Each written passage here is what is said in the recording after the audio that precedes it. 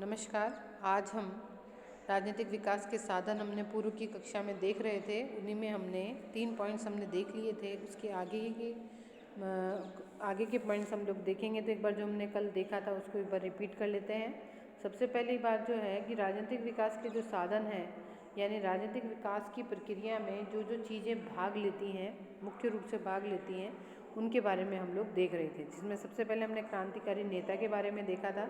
यानी जो नेता होते हैं, क्रांतिकारी नेता, ये संकट की परिस्थिति में सामने आते हैं और बहुत अच्छे तरीके से राष्ट्र को संभाल लेते हैं और उन्हें मध्यम मार्ग का अनुसरण करना चाहिए। और ये क्रांतिकारी जो नेता हैं वो विशिष्ट गुणों के गुणों से युक्त होते हैं।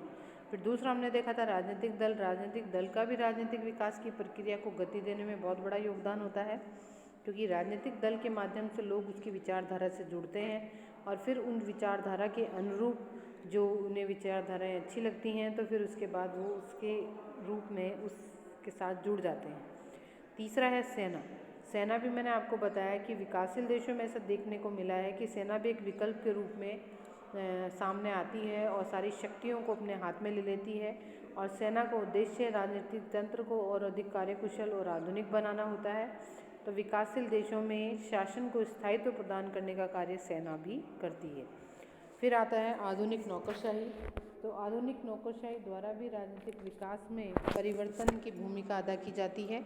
नौकरशाही शासन को स्थिरता प्रदान करती है, परंपरागत समाज को आधुनिक परिवेश में लाने का प्रयत्न करती है और सुदृढ़ और कुशल नीतियों के माध्यम से राजनीतिक विकास का पथ प्रशस्त करती है।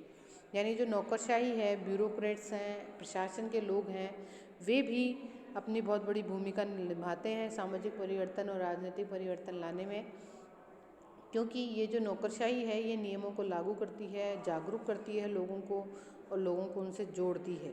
तो एक आधुनिक नौकरशाही भी इस दायित्व को निभाती है।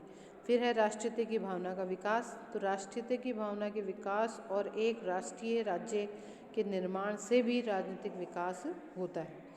फिर है राजनीतिक सहभागिता में वृद्धि। तो राजनीतिक सहभागिता में अभिवृद्धि से भी राजनीतिक विकास होता है। विकासशील देशों में ऐसा देखा गया है कि जन सहभागिता पर बहुत अधिक बल दिया जाता है। जन सहभागिता के आधार पर ही देश में नागरिकता की स्थिति का पता लगाया जा सकता है। तो अगर हमें किसी देश की सहभागिता देखनी है तो उससे हम अंदाज़ा लगा सकते हैं कि जितने लोग अपनी वोट को कास्ट कर रहे हैं इलेक्शन के दौरान, उससे उनकी सहभागिता का हमें पता चलता है।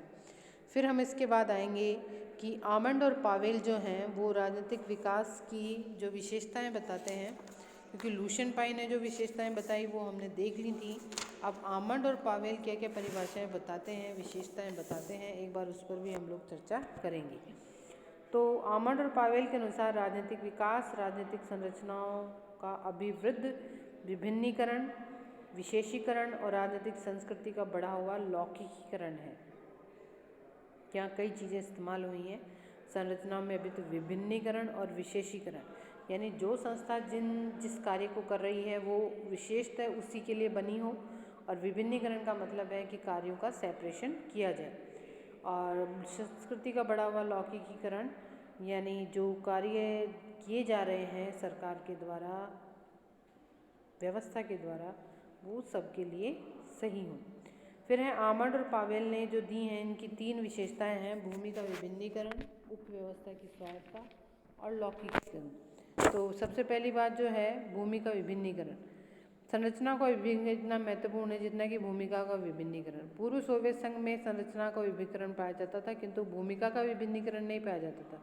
इस कारण आमंड और पावेल ने पाई से एक कदम आगे जाकर राजनीतिक विकास के लिए संरचनात्मक विभिन्नीकरण को आवश्यक मानते हैं, जो यथार्थ में भूमिकाओं का विभिन्नीकरण भी हो।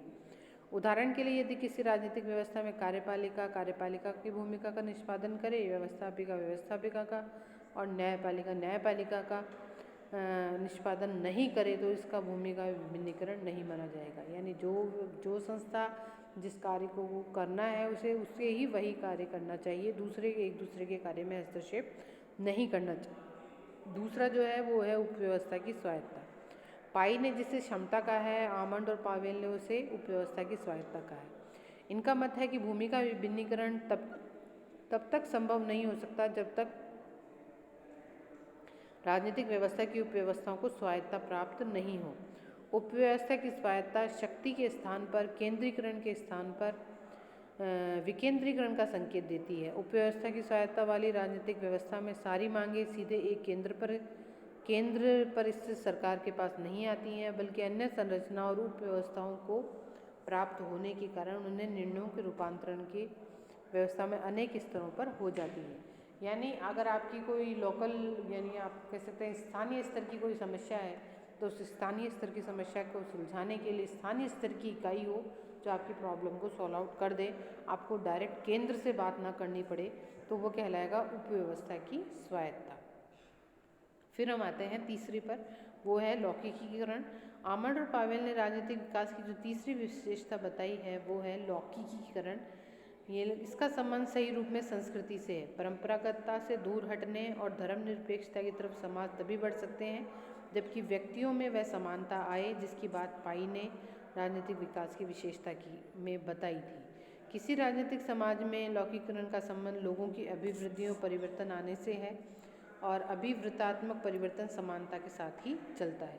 यानी जो परिभाषा जो पाई ने जिसे समानता कहा है, वही पावेल ने उसे लौकिकीकरण कहा है। उनका ये कहना है कि जो समाज है वो परंपरागतता से दूर हटे और साथ ही धर्मनिरपेक्षता की तरफ आगे बढ़े, सभी व्यक्तियों को समान माना जाए, समानता का अधिकार दिया जाए, तो वह राजनीतिक व्यवस्था विकास की तरफ आगे बढ़ती है। इस प्रकार से हमने राजनीतिक विकास की आमंड और पावेल की परिभाषाएं और उनकी विशेषताएं भी देखी और साथ ही हमने उससे पहले उसका राजनीतिक विकास के साधनों के बारे में भी अध्ययन किया।